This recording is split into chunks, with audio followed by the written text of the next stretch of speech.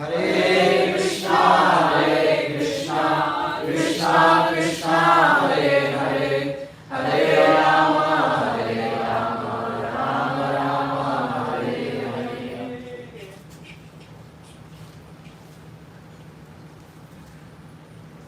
So, today we're preemptively celebrating for tomorrow the Advent of Lord Nityananda. So for Lord Nityananda, the lotus feet of Lord Nityananda are a shelter where one will get the soothing moonlight of not only one, but millions of moons. Now, we're going to dive in today a little bit about who Lord Nityananda is and understand his character in a little more interactive way towards the very end. So hopefully everybody's ready for the last part of learning about who Lord Nityananda is. But if you want to understand who he is, it's actually quite simple.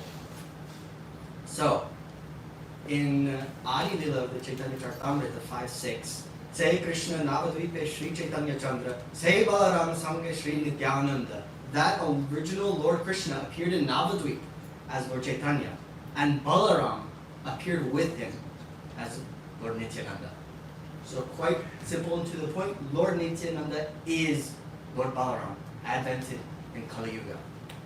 If you want the specifics, if you want like the textbook, okay, when, where, and how, well, for that, we go to Bengal, and we're going back to 1473.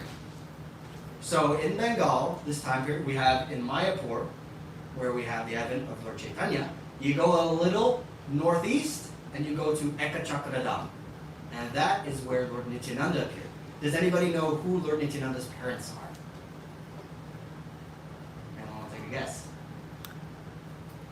I don't know his father's name, but his mother's name is Padmavati. Yes. Louder again? Padmavati. And I heard father? Yes, so his father's Hadai Pandit and his mother is Padmavati Mata.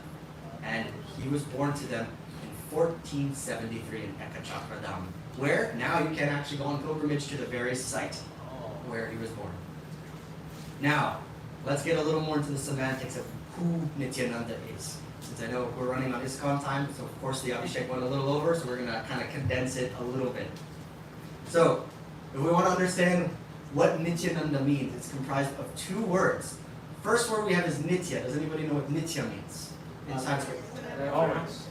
Raise your hand. Someone raise your hand. Just like in school. Raise your hand if you have the answer. Amrish Prabhu. Eternal?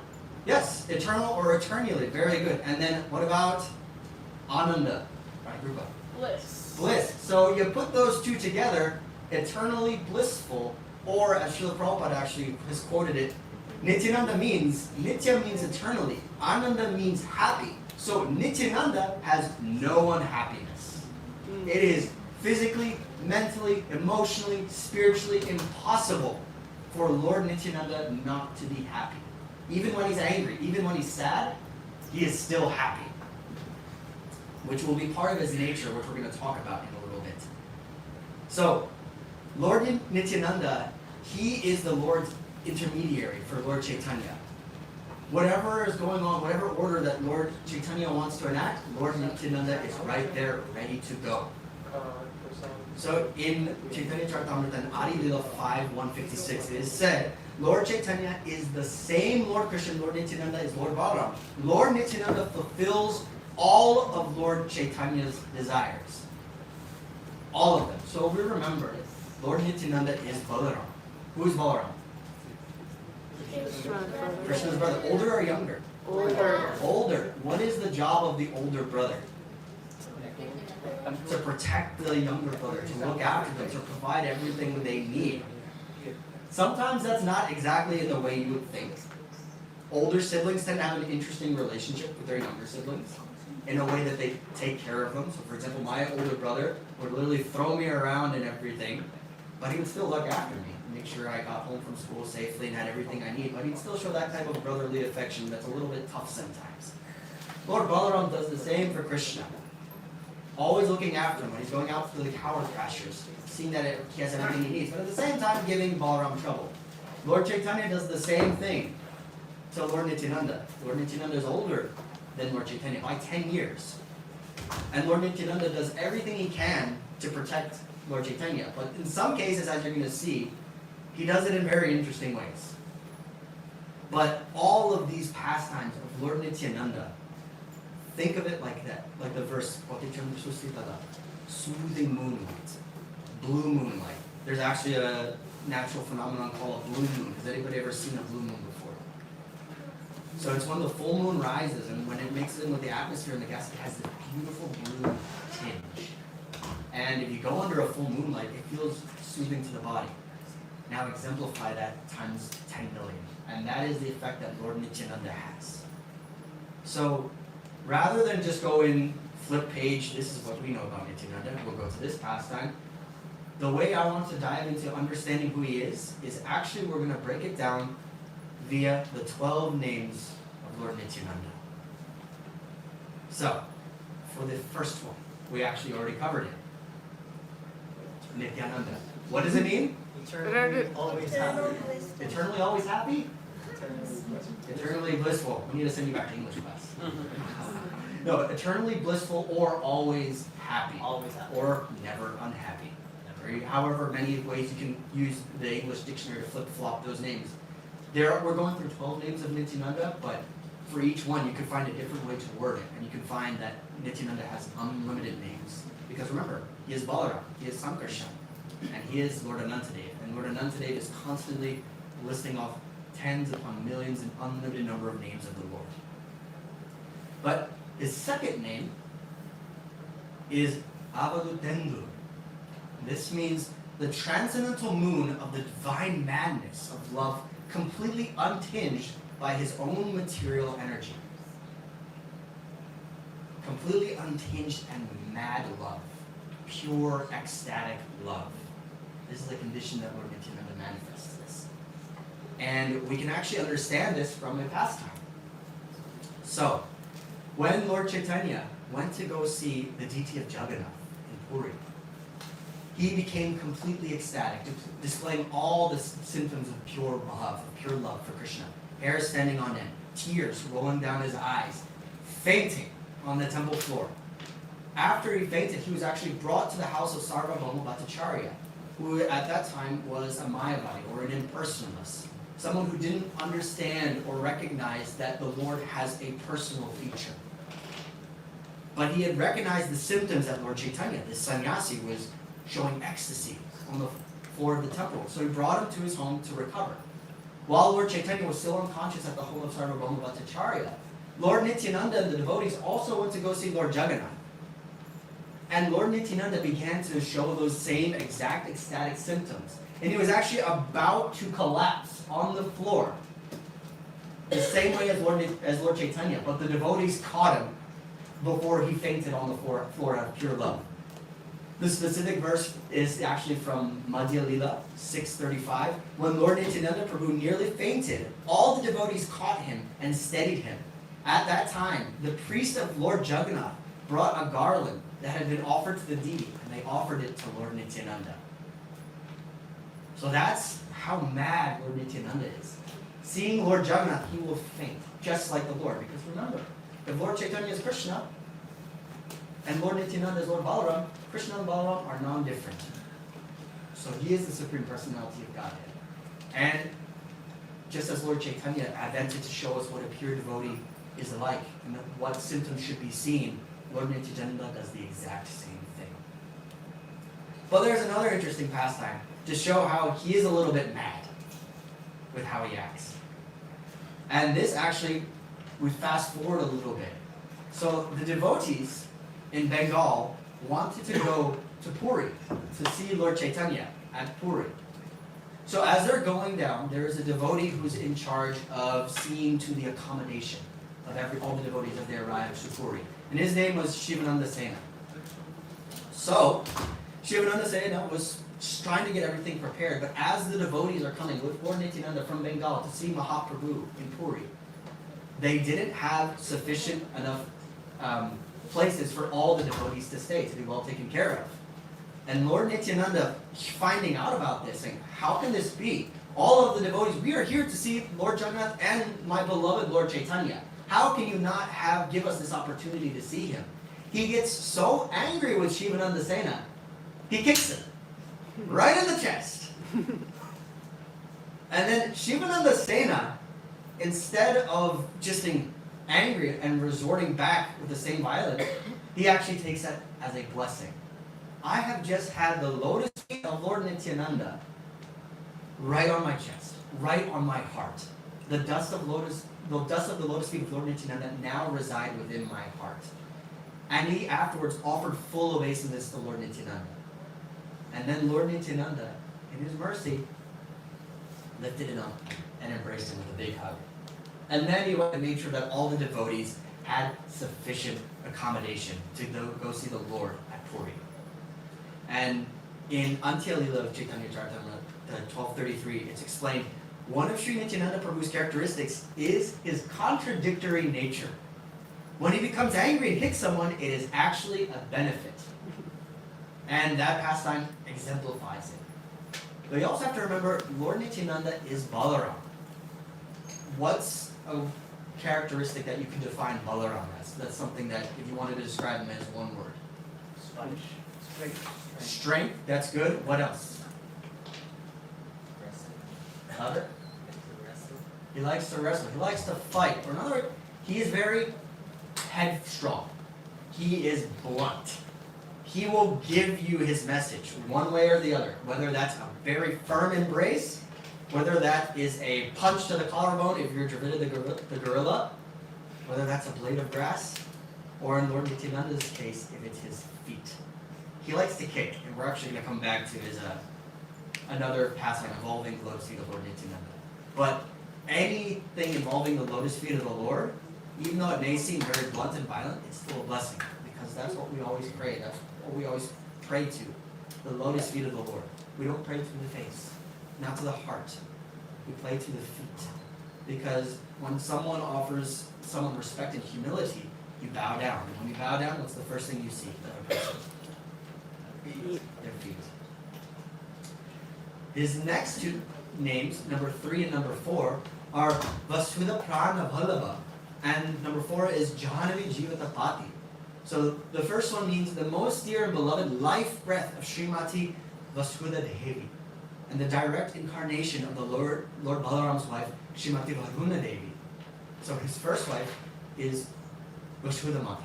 And then the second name is the eternal divine husband of Srimati Jahanavi Devi, the incarnation of Lord Balaram's wife, Srimati Revati Devi, and the maintainer and the sustainer of her life and soul. So these are his two consorts, the two names revolving around the two consorts of Lord Nityananda, and this specific deity resides in Chakradam. So if you want to do a pilgrimage, you can see this for yourself in person. The next name is Krishna Prema Pradha. So does anyone want to guess what this one means? Krishna Prema, what does that mean? The bestower of love for Krishna. What kind of love for Krishna? Tainted or pure? Pure. Pure, very good. So the name directly translates to he who bestows pure, unalloyed, and ecstatic love for Lord Krishna's holy name, form, pastimes, and most importantly, lotus feet. Now, speaking of the lotus feet of the Lord, and also how he's kind of contradictory, tying back to that nature of Lord Nityananda, the perfect pastime that exemplifies this name is the Panihati festival. Anybody know what the Panihati festival is? Yes. Yes? Rice. Chipped rice, very good. So the Panihati festival, it has another name, and it is called the Festival of Punishment. But because this is Lord Nityananda, punishment is contradictory. It's actually the festival of immense benefit. So, very good. Chipped rice. Chidadhai. It's a very cheap street food. If you're thinking about elegant, high-class, very pakka meal, you're not talking about chipped rice. But because this is Lord Nityananda, everything is reverse. And we're going to make this festival very opulent with chipped rice, which we also do celebrate here. So when that comes in, I believe it's in April. June-ish. If you don't have a calendar, make sure you grab one. Our calendar does label the specific date, and by all means, make sure you are here for the Panihati festival. We are going to go all out for Lord Nityananda. But for this pastime, it actually involves Raghunath Das Goswami. So who is one of the 6 Goswamis who is sitting on the altar. He came to see the Lord, who is gathered with a big association of Vaishnavas. But out of humility, Raghunath Das saw Lord Nityananda with all the devotees, and instead of offering his obeisances right dead center, walking to the center of everybody, he stood on the very far edge of the gathering place and offered his obeisances to the Lord. So far that if I'm sitting here and I'm looking out at the parking lot where the cars are, Raghunath Das Goswami is even further past the cars. He's giving his obeisances all the way from the street. Lord Nityananda sees this. He sees the little silhouette of Raghunath Das on the far edge of the gathering. And he says, look at this Raghunath Das. All of this wealth, all of this status, and he doesn't have the gall to come to me and greet him. For this, I must punish him. And he calls him over. Raghunath Das humbly comes up to the Lord, folded hands. And Lord Nityananda says, now I will punish you. He takes his feet and he places it right on top of Raghunath Das Goswami's head. And then he says, now you must feed everybody here for your offense. So for those of you who don't know Raghunath Das Goswami, he came from an extremely wealthy family. Unimaginable wealth. In modern standards, probably he would be a billionaire. So Lord Nityananda engages all of Raghunath Das Goswami's wealth. And with all the hundreds of devotees that are already there, he tells them, go and you will feed us chipped rice and yogurt. And you will make it in clay pots, and every single devotee here must be sumptuously fed. Raghunath Das Goswami accepts this punishment happily. And he begins to buy up all the chipped rice in the area, getting all these clay pots, and they all start to cook them with butter and putting all these different flavors, passing them out to all the devotees. Now, if there's one thing you have to know about ISKCON and Vaishnavas in general, when prasadam is being served, that is a magnet. And that will attract more and more, especially people in general. If you hear the words free food, you're naturally going to gravitate towards that. And that is the exact effect that happened. More and more devotees from all over began to crowd in. People were starting to stand in the trees because there was no room. People started to go into the river because there was no room, just to get a pot of cheap rice. And then, Lord Nityananda manifested Lord Chaitanya himself. Because he is the Supreme Lord, and he can call himself. And for many of the pure devotees that were in that crowd, including Raghunath Das Goswami, they were watching Lord Nityananda go around to all the devotees, feeding them, and then taking bits of chip rice and just throwing it in the air, and then it would vanish. But for the pure devotees who were in that assembly, they could actually see that he wasn't throwing the grains of chip rice and they were disappearing. They were actually going into the mouth of Lord Chaitanya, who was there right next to Lord Nityananda, his brother. He was eating every single remnant of chip rice. So moving on to the next name. This one is very difficult. Pronunciation may be very hard. Prabhu. What does Prabhu mean? Lord. Master, Lord. So, in terms of the translation for this, specific in relation to Lord Nityananda, the Supreme Lord and Master of all the devotees and all souls in the spiritual and material creation. Everything. Everyone, every jiva, from bacteria to ant to amphibian, plant, fungus, whale, human, dog, demigod, demon, he is the master of them all. And then all the entities in the spiritual world. He is Adi Guru, the primeval Guru. And this is extremely important because in order to understand Krishna, you cannot do it alone. You have to do it through a spiritual master. You have to do it through a guru. It's impossible to learn without a teacher. And Lord Nityananda is the original teacher. Because just like Lord Balaram, who he is, Lord Balaram is Adi Guru, therefore Lord Nityananda is Adi Guru. Now, if we want to really understand what Adi Guru means, We can actually take it from an excerpt from Srila Prabhupada, and this is a lecture on Bhagavad Gita 7.1 in Hong Kong, 1975. Chaitanya Mahaprabhu says that who is Guru? Guru means Ye Krishna Tattva Vedas He Guru Hai. Anyone who knows Krishna, he is Guru. Guru cannot be manufactured. It can't be faked. You can't throw on some tilak, have a little pot, have a danda, and go sit on a rock in a river and claim you're a Guru. You have to have a pure understanding of who Krishna is. And you have to be able to share it. You don't hoard something that valuable to yourself. That is Guru. And that exemplifies who Lord Nityananda is. He freely opens up the marketplace of the holy name and he hands it out like candy. If you've ever seen like festivals or like parades where people are throwing out like baskets of sweets and neck beads or anything like that, for those of you who've been on the Gasparilla parade in Tampa, and we've done it for Rath Yatra, you know how they all throw out those little bead necklaces. Think of Lord Nityananda, except he is doing that with a holy name. Doesn't care who you are, he's just giving it to you for free. That is Guru. The seventh name is Padmavati Sutta. Anyone want to take a guess what this one is? Yes. The most beloved, darling, and divine son of Srimati Padmavati Devi. So, when Lord Nityananda was very little, he actually, his favorite thing to do, does anybody know? Play, yes, not only Lord Ram, but also Krishna pastimes. He would play many different dramas with his friends on Lord Ram and Lord Krishna's pastimes. Sometimes he would play as Lord Ram and Lord Krishna, but sometimes he would also play Lord Balaram or Lord Lakshman, who is also Lord Balaram. But what's interesting, what his parents would notice sometimes when he was reenacting these plays, but as his actual self, as Balaram, or as Lakshman, he would do things that aren't exactly written in Shastra. But those are actually the qualities of the Lord. So for example, everyone here is familiar with a biography, yes? Yes? So biographies, you know, sometimes they're written by someone, something about someone. So for example, Avi Prabhu, I'm going to write you a biography.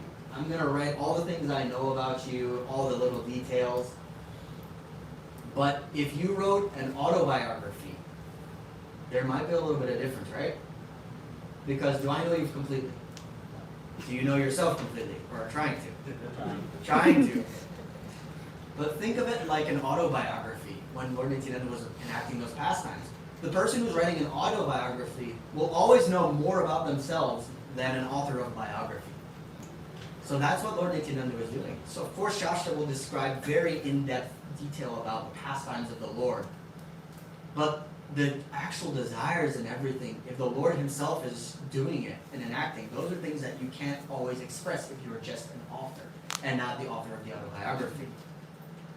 So Lord Nityananda, one of his favorite things to do was just basically be himself in these dramas, which is a very fun and unique little detail, which also really endeared him to his mother as he was running around playing all these different roles in dramas, which is something we do very often here. And I believe we have a couple coming up. Make sure you're coming to Daytona Rath Yatra. We have an amazing drama that is being prepared. And as once we roll into festival season, we're going to be having dramas left, right, and center because dramas are Lord Nityananda's favorite thing after the Holy Name. Right? Everyone likes dramas? Yeah. Yeah. Sure? Yeah. Don't tell me, tell him. Yeah. There you go. So the eighth name of Lord Nityananda, Shriman. He is of splendorous transcendental majesty, and he is the eternal husband and consort of the goddess of fortune. So, to understand he is transcendentally majestic, rather than me do the talking, I want everybody to turn your attention to the altar. Do you think that majestic describes what you're seeing? Yes. Yes? Yes. You guys are quiet. Remember, this is Lord Nityananda. Lord Nityananda is Balaram. He is blunt. He wants to hear it as it is, like the Bhagavad Gita. So, respond to it. He likes it. But majestic, look at everything. The birds. Does anybody know how many birds are on the altar? Did you count? Why not? That's something, especially today when we're looking at the Lord at all for arti. Look at every majestic detail. Everything exemplifies and amplifies the beauty of the Lord's. So I encourage everybody, look at all the little intricate details that you see. All the birds, all the different colors of flowers that are decorating the pillars and the lordships, the color and the designs on their outfits. Everything you can describe as simply majestic.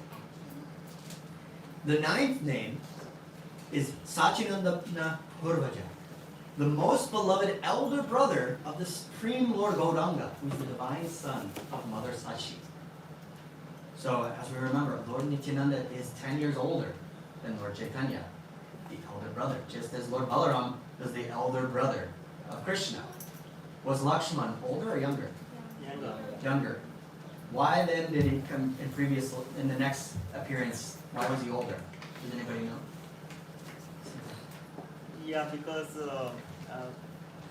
Lord Lakshman, he was not very happy, but because he has to follow all the orders of Sri Ram, and he was not so happy, and he said like next birth I'll be elder, so that I don't need to listen to you for all the orders. Think about it, especially Lord Lakshman. His job is to look after his brother. His brother went into exile. Lord Ram was in exile for how many years? 14. I'm going to look after, be my brother's guardian and protector. He won't listen to me. I'm the younger brother. I'm just, same thing. My older brother doesn't listen to me. No matter what I say, he won't listen to me. Same thing, Lakshman gets furious, like, okay, next life, I'm the older brother, I'm going to stay the older brother, you have to listen to me. But of course, Gopal, Govinda, naughty as ever, doesn't listen to Balaram, even though he's still older. Same thing, sometimes even Lord Nityananda is trying to have Lord Chaitanya do one thing, he goes and does another. But that's the nature of siblings, especially brothers. The 10th name, Bhavon Mata. He whose bodily form is continuously maddened and inundated with overwhelming ecstatic emotions of pure love. Remember back to the past time in Jagannath Puri. Lord Nityananda was exemplifying the exact same qualities and conditions that Lord Chaitanya did when he saw Lord Jagannath. Fainting in the temple room, surcharged with love, with that Prema Bhakti. The 11th name is Jagat-Datra, the savior of the whole creation, including the spiritual and material worlds, delivering the most fallen. Does anybody know any two personalities who are extremely fallen? Jagai and Madhai. Brahmin born to sons of Brahmanas. But instead they're going out and they're just causing blasphemy to their status as sons of Brahmanas. They're drinking, they're just rude to everyone, they're just like every single social law in order. They are miscreants, rascal. Srila Prabhupada's favorite insults, by the way. Rascal. Quintessential rascal. So bad, disturbing the peace. Lord Nityananda saw this and said, even they deserve the holy name. No one should be without this divine gift. But when he went to try to ask them, please chant the names of Hari, chant Hare Krishna, what did they strike Lord Nityananda with? A pot, a broken clay pot. And when you break clay, those shards will get pretty sharp. And it actually cut the forehead of Lord Nityananda. Lord Chaitanya hears this. My brother has been struck. Immediately, he snaps out of the mood of Lord Chaitanya. And he manifests full on, I am the Supreme Personality of Godhead, the entire maintainer of the three worlds, and he summons what? The Sudarshan Chakra. The only weapon that is controlled by the Supreme Lord. And he brings it to kill Jagai and Madai, which honestly wouldn't be a worse thing too. If you're killed by the Lord, you're still delivered. But we want more than just liberation. And Lord Nityananda sees this. He's grabbing Lord Chaitanya by the dhoti. Saying, no. We are not doing the universal form right now. That is not this pastime. You are here to deliver the fallen conditioned souls. These two are the Merriam-Webster definition of fallen condition. Don't do this. You have to give them your mercy. And then, of course, seeing this and the tears rolling down Lord Nityananda's face, the Lord calms. And Jagai Madai surrender to the Lord. And ultimately, they become pure devotees. Not because of the mercy of Lord Chaitanya, but because of the mercy of Lord Nityananda. It is impossible to get the mercy of Lord Chaitanya without the benediction of Lord Nityananda. And what to even say about the mercy of Radha and Krishna? You cannot approach Radha and Krishna without approaching Lord Chaitanya, and you cannot approach Lord Chaitanya without approaching Lord Nityananda. That is so important. So when you look at the altar, who should you be looking at first? Lord Nityananda, who is on the left side or right side for us as you look at the altar? Left. Left. So when he stands next to Lord Chaitanya, he's on what side? His right The side. right side. But for us, it is the left. So make sure when you look at their lordships, always look at Lord Nityananda first. Then you look at Lord Chaitanya. That's how you get their mercy. Otherwise, think of it like you're trying to be someone who's cutting the line.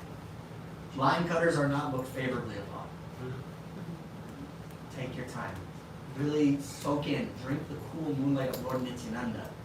Then you get the beautiful sunlight of Lord Chaitanya. His last name, Rakta Gaura Kalevara.